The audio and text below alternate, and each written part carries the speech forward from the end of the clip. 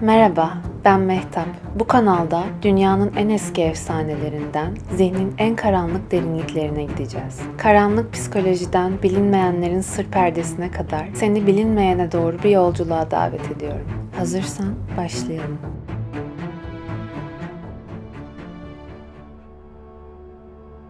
Karanlık psikoloji, insan zihnini kontrol etmenin ve yönlendirmenin en gizli yollarını içerir.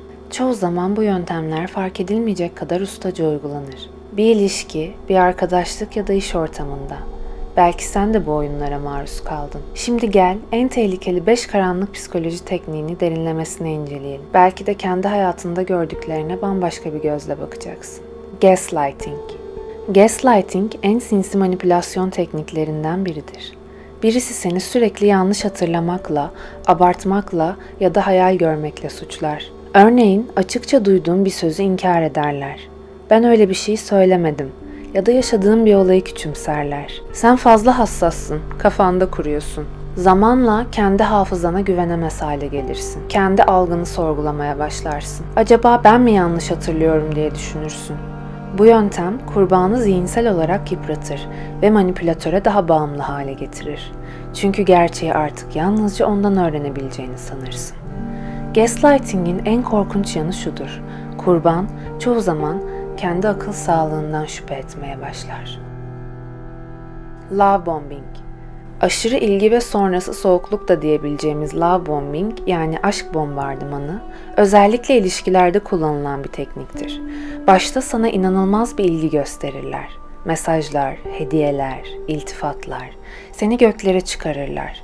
Kendini dünyanın en özel insanı gibi hissedersin. Ama bir noktadan sonra bu ilgi aniden kesilir. Seni görmezden gelirler, soğuk davranırlar, hatta uzaklaşırlar.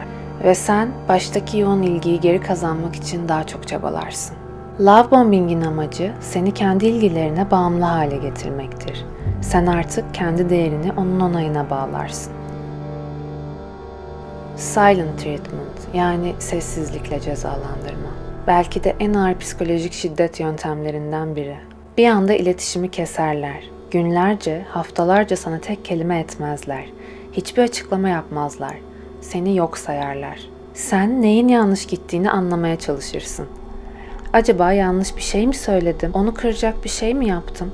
Kendi kendini suçlamaya başlarsın. Aslında amaç çok basittir. Sana kendini suçlu ve yetersiz hissettirmek. Sessizlik seni öyle bir noktaya getirir ki sonunda barışı sağlamak için hep sen adım atarsın. Özür dilerken, açıklama yaparken, bütün hataları üstlenirken bulursun kendini. Oysa çoğu zaman hata sende değildir. Ama bu yöntem seni kontrol etmenin en etkili yollarından biridir. Projeksiyon yani yansıtma.